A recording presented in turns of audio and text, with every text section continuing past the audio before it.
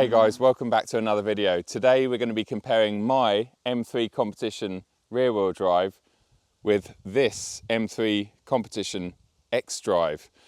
It's early November and the weather this morning and last night was pretty horrendous, so both cars are covered in winter grime.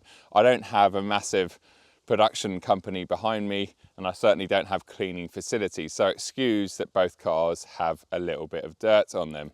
The rear-wheel drive M3 Competition starts at 75.5 grand here in the UK. You're paying extra 3 grand for the xDrive version, so 78.5. To look at from the outside and the inside, they're identical. Well, aside from the different colours, Portimao blue, skyscraper grey. Let me know in the comments below which one you prefer. They both got Kailami orange interiors. This one has extended leather, my one doesn't. In fact, this car is fully loaded. It has the ultimate pack, which is about 11.5 grand, and the carbon ceramic brake option. So you see the nice gold calipers. They're another £8,000. And with the ultimate pack, you get the Driving Assistant Plus package. And with that, you get an extra radar hidden in the rather large and much talked about BMW grille. Under their bonnets, you'll find exactly the same motor, an S58, which is a 3-litre inline-6 twin turbo. Produces 510 horsepower and 650 newton meters of torque. They both share the same gearbox as well. You can only get one gearbox option here in the UK, and that is the ZF 8-speed automatic. Where these two differ is in their drivetrain setup. My Portimao blue M3 Competition is a traditional BMW where it sends all of that power and torque to the rear axle alone via an M differential. Whereas the car behind me, well, that's got BMW's M xDrive system, which we know very well from the current F90 M5, M5 Competition and M5 CS.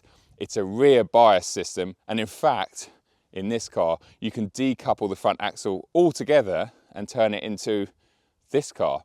So really, on paper, it's a no-brainer. That should be the better car. I mean, yes, it's 3 grand more expensive, but when you're paying monthlies, as most people do, that's only going to be a small figure. It does have a negative, aside from the extra 3 grand price, and that is a 50 kilo weight penalty. But really, in a car that weighs around 1,800 kilos, an extra 50 kilos isn't going to ruin it completely. And we'll find that out soon when we take it out on the road. I've actually spent the past 3 days and about 500 miles in this xDrive car. So I'm going to start in my rear-wheel drive version, then come back and swap, jump in that. And hopefully I'll be able to feed back the information that I'm getting behind the wheel from both cars. Because as it stands, well, I really think that that is the better car. I've actually already contacted Tony for a quote and to see what I'd get if I traded this one in for an xDrive version, because it really is that good. But it'll be interesting for me today to jump from one to the other on the same bit of road back to back. So hopefully you enjoy this video. This is obviously my own car and I've had it for about 6 months now and covered 7,500 miles. Some of those on track, some of them around Spain during the glorious petrolhead tours. So I know this car very, very well, but I can rewind to the first time I drove one of these at the BMW UK press launch and just being blown away by the amount of traction it had. I honestly thought they'd given me an early xDrive M3 by accident. It just found so much traction out of slow speed, slippery corners.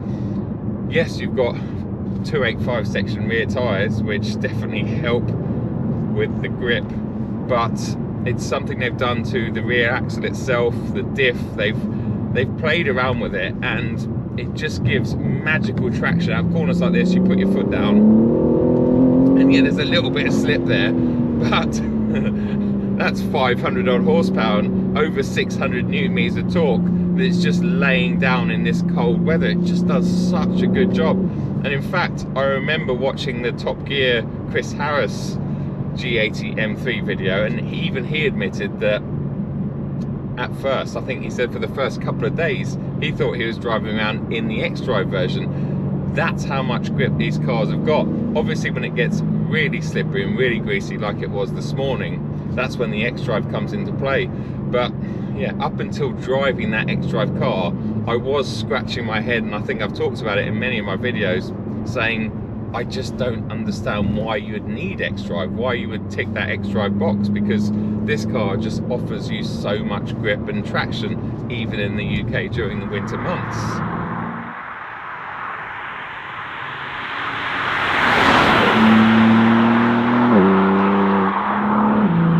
BMW claim this rear-wheel drive M3 Competition will do the 0 to 62 sprint in just 3.9 seconds. The fastest I've ever recorded in perfect conditions was 3.7 seconds, so about 2/10 under what they claim. It actually launches in second gear just to help with traction, because in first it would just overwhelm that rear axle. I said it's good, but it's not that good. Whereas the xDrive version, well, we'll talk about the figures when we jump in that car, but obviously that has no issues getting all that power and torque down to the ground. Let's just enjoy this bit of road. This car, for my long-term viewers will know, it's actually been set up at suspension secrets, so it actually feels a lot more relaxed and calm on the road. Out of the box, they're quite nervous and twitchy. The front end is very direct, but that's because there's zero toe-in on the front axle, so the car always wants to move around and it follows tram lines, etc. Whereas my one, it's been set up by those guys, and actually it's far more sedate on the road. You can let go of the wheel and it's not going to fire you into the closest bush. So I would definitely recommend going to Suspension Secrets or your local professional alignment center and getting your G80 or G82 set up properly, because I think out of the box, although they feel very sharp, they're actually, I wouldn't say dangerous, but they're very nervous on a fast and flowy public road.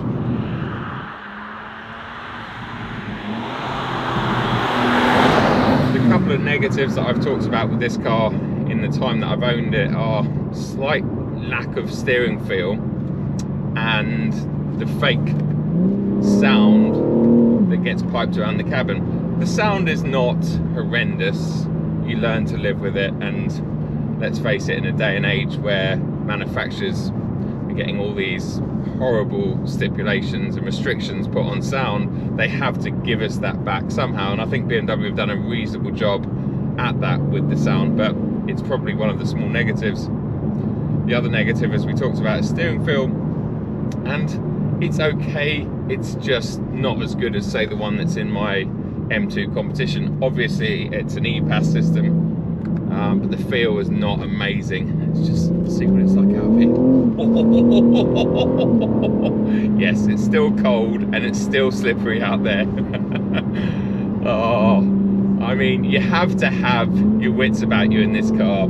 You really do. Even at sort of medium to fast road speeds, at the end of the day, you're in a very fast rear-wheel drive car, and when you've got everything switched off, which I tend to do because I love the feel of the car moving around a little bit underneath me, you just got to be ready for situations where the back end's going to step out. But if you turn everything on, well, the car is very easy to drive and won't try and bite your head off everywhere.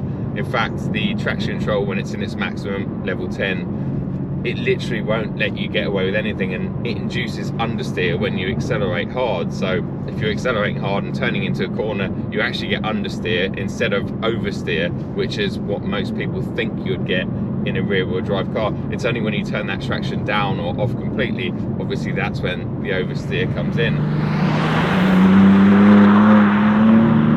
This car has the standard or regular steel brakes on it, and I have to say, straight out of the box, they've been fantastic on track or on road.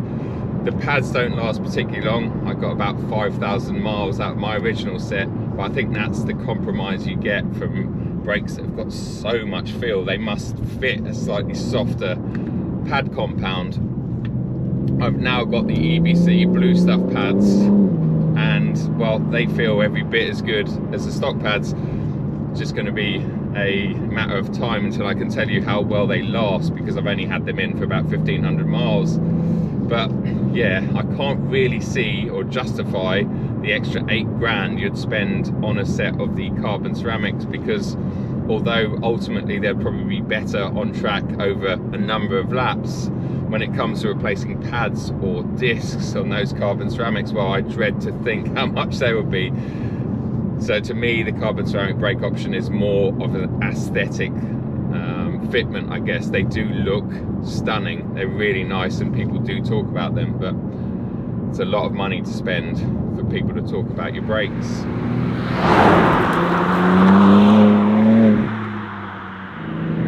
Right, I think we should get this car back and I'll jump into the xDrive M3 and see what they're like back to back.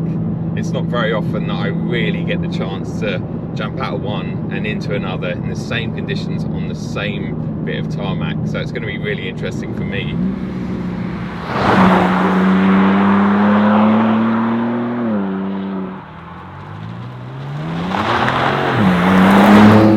Now, I've just spent the first part of this video banging on about how good my rear-wheel drive M3 is.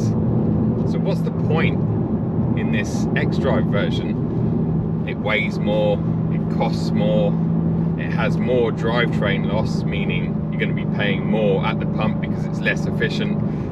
There's arguably more things that go wrong with it as well. Well, I'm not going to beat around the bush. This car is brilliant. It's better. It is.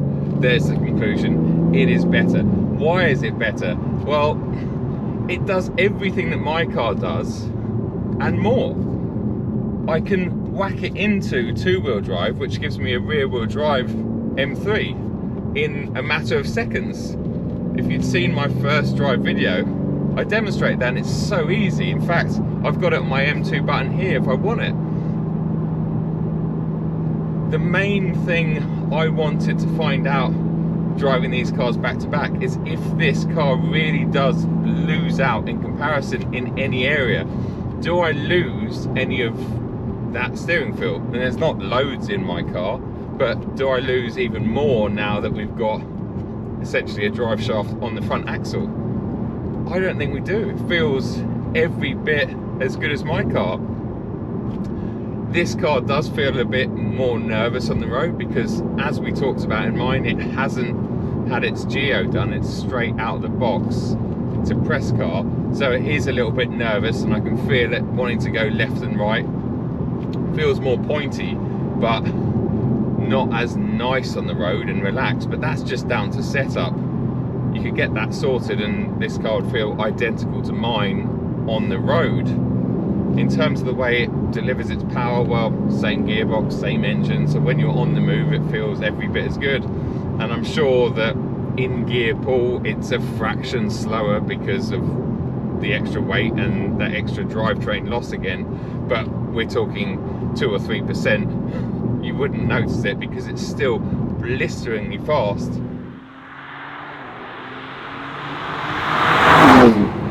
And again, if you'd seen my first drive video on this, you've seen that I've managed to get 0 to 60 in just 3.1 seconds on my race box. 3.1 seconds in an M3 with 5 seats and a big boot. It's just crazy. Let's just enjoy this bit of road. I'm in 4-wheel drive sport, by the way, so it's sending more power and torque to the rear axle, and I've got all the traction control devices switched off because it just has so much traction. But you can still feel the rear end rotating slightly under hard acceleration, even at 50-60 miles an hour. When you slow things down a bit and you talk about tighter hairpins, this car's on a completely different level in terms of progressing. So if you're on a tight circuit, like a go-kart circuit, this would be a lot faster around a go-kart circuit than my car. But on a circuit like Silverstone, well, I can't imagine there'd be too much of a difference against the clock. If it was wet, however, obviously this car would be somewhat quicker because it just has traction everywhere. It really does.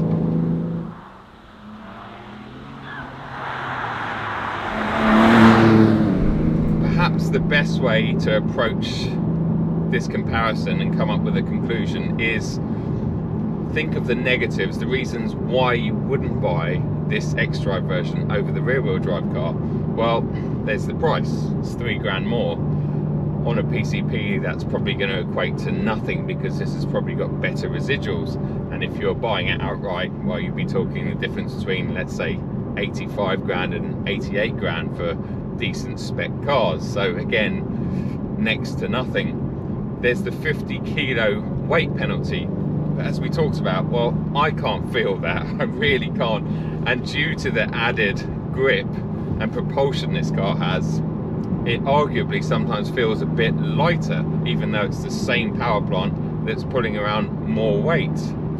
I love the fact that it's not badged up as an xDrive either, so people that see this car or my car, well, they wouldn't know whether it was an xDrive or whether it was a rear-wheel drive car. So if you want to fly under the radar a bit and have something that is going to be a bit safer during those winter months, you can have the xDrive, but you don't need to shout about the fact you've got an xDrive. And I love the fact that BMW have done that. They've really made both cars look exactly the same.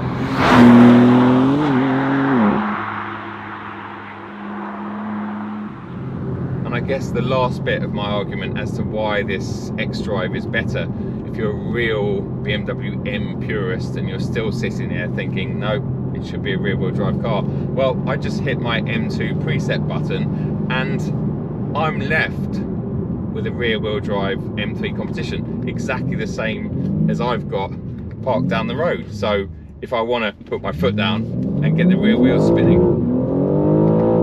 well, it will do that. In fact, there seems to be some temperature in them now, so they're picking up lots of grip, just like my car would, because it still has that amazing M differential and it still has that amazing rear axle. So I really can't see an argument for buying the rear-wheel drive car. And that's me as someone who has gone out and bought that car. Obviously, when I purchased that 6 months ago, well, there was no option for an xDrive version, and that's a brilliant car. But to me, this is just a bit better in most scenarios. So it's a no-brainer. BMW, you have once again built a fantastic car, and I know the looks are still controversial to a lot of people, but I love the way this car and my car look. I really do. Let's enjoy this last bit of twisties. Such a good car. Let's see if we can use second out of here. Where is it? Mine, it was third. Look at the traction.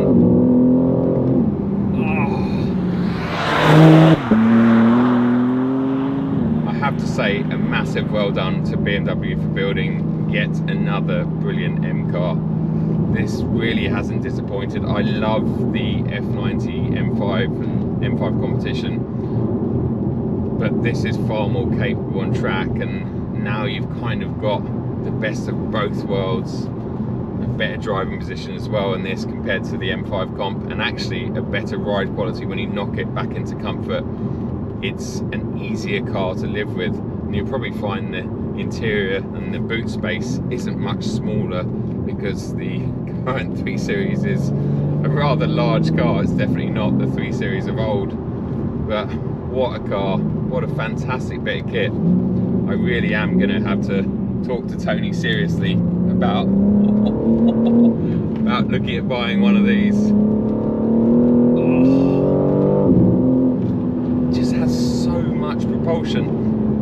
There is one negative, but unfortunately I think it's a software thing that's going to affect rear-wheel drive cars soon as well. So if I take my one in for service and they update the software, I think I'm going to end up with this really funny DSG fart on upshifts. Listen, I'm not sure what that is all about. Definitely doesn't sound organic. It's been piped around the cabin. That's one thing that's not great, but as I say, I'm sure that's going to be on the rear-wheel drive version if you went and picked up one now. It's just that my car's quite an early version, so it doesn't have that fake sound being piped around. But what a brilliant bit of kit.